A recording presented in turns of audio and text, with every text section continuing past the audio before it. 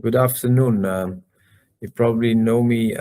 My name is Hans Van de Wal. I'm an attorney at law in Belgium, and I represent the interests of some members of VITAE. Some members can be seen as roughly 20,000 members that organize themselves in a class action, even though a class action doesn't really exist in Belgium.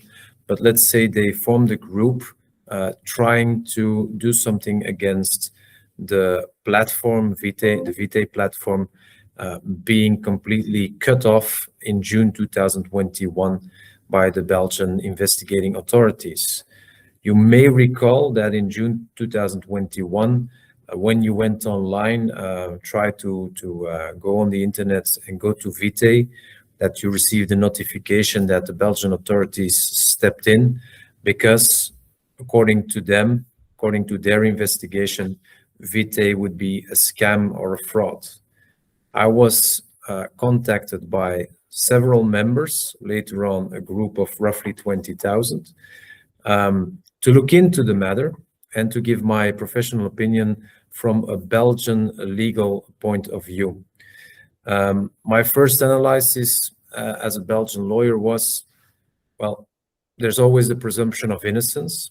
I'm not taking something as granted if it has not been proven in a court.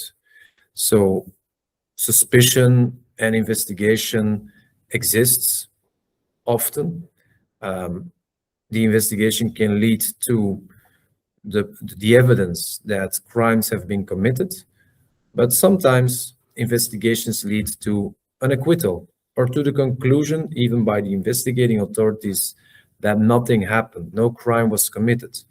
It always depends. I'm not going to say, in this case, there was a crime or there was no crime. I can't tell, simply because I have no insight in the full investigation file, and it would be dumb from my side to make statements about the investigation that I haven't seen completely. My analysis was a bit different. From the perspective of the members, the VITAE members, I looked into a situation where I saw a very, very drastic measure being taken, which is taking the platform offline, making sure nobody can access the platform anymore, and looking into the question, was this measure justified and was it proportionate? And my conclusion at first was this measure is not justified, because even if you have suspicion, taking such a drastic measure is quite far. It goes quite far, and it has many consequences on all those members. I believe there were roughly 200,000 members at the time the platform was taken offline. So you could ask yourself, couldn't they have explored other options? Which is why I gave two options to the members that organized themselves to take an initiative in Belgium. And I said, well, on one hand, you can go against the investigating authorities, the investigating judge, and ask for the platform to be reopened so every member could have access to his or her account and whatever was linked to that account. That was something that could be asked through Belgian legal proceedings in front of the investigating judge and the Court of Appeals. Many attempts have been made. All of them were unsuccessful. Because, and basically the conclusion of the judges was, as long as we think or there is a possibility that the VITAE platform is a scam, we cannot allow it to be reopened or to have members to allow them to get access to their accounts, because maybe the crime that could have been committed, still not has been committed, it's still a suspicion, still an investigation, the crime would continue. So these people are at risk. That was their conclusion. That's why they said, we will not allow your request to reopen, and we will maintain it frozen for now. Many attempts were made. None of them were successful. Second proceeding that I advised and that was followed by the members was to start legal proceedings against the Belgian state, the Belgian government. Because in my analysis, I saw that there is a possibility that the Belgian state is responsible, has a liability for freezing or closing the platform. And there's two possibilities. Either the VITAE platform was a scam, it was a fraud. If that's the case, I still think the Belgian state could be liable for damages to every member that became a member after a certain date.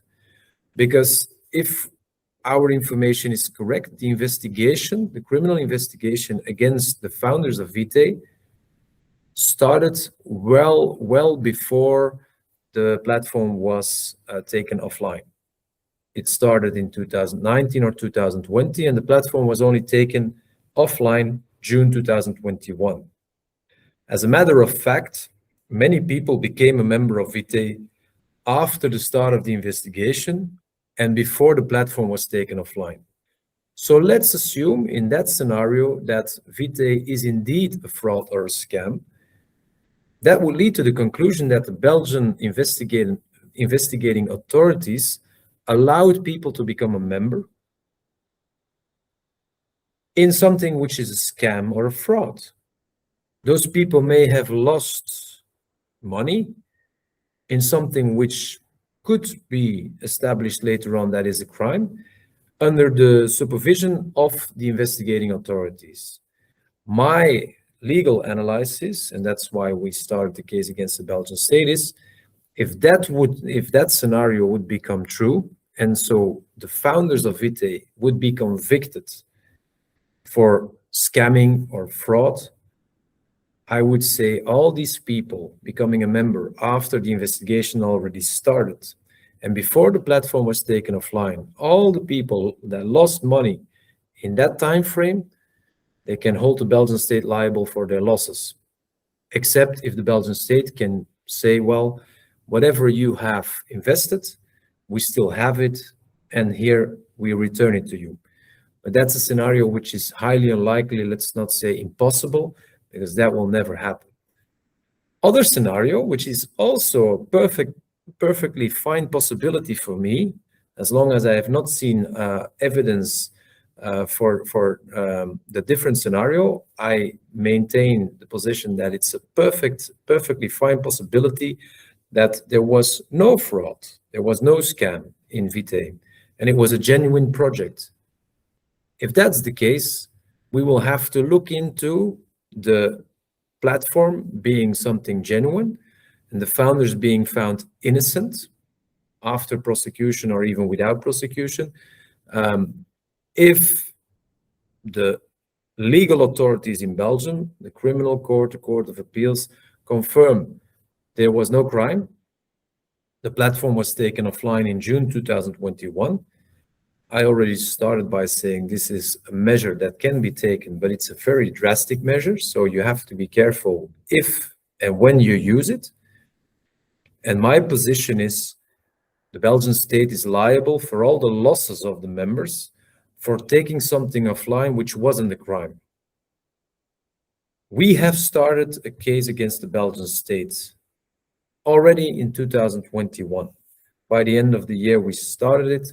We argued the case in front of the court in Brussels. It's a civil court, not about crimes being committed.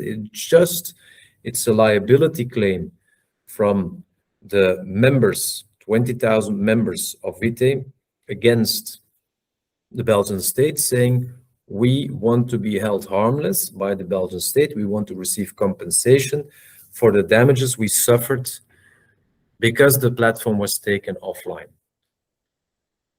And the platform was taken offline. Either it was a mistake, it was wrongdoing by the Belgian state, or you did it too late. You allow people to become a member after your investigation. So those two scenarios, please keep that in mind. The court in Brussels didn't say that our claim was granted, but didn't deny our claim either. Because Simply spoken, they say we have to wait for the outcome of the criminal investigation and possibly the criminal prosecution. So as long as we have no details on whether the founders are guilty of a crime, yes or no, we will not continue this case.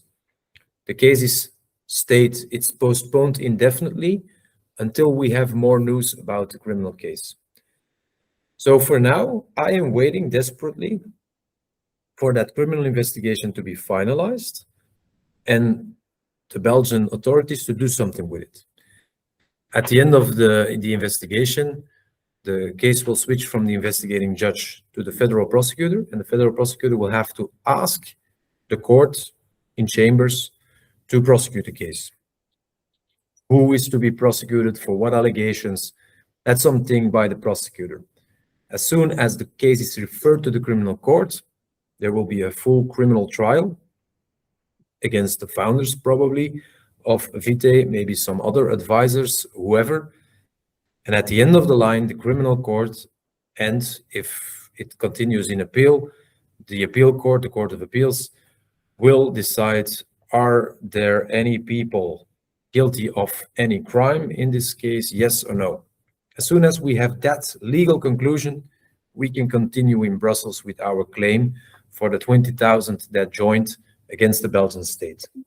One way or the other, we will continue the case. Guilty or not guilty, we will continue the case because, as I gave an analysis before, it doesn't matter whether the founders are guilty or not guilty, because in both scenarios, I think there is a reason to file this claim and continue the pursuit of this claim against the Belgian state.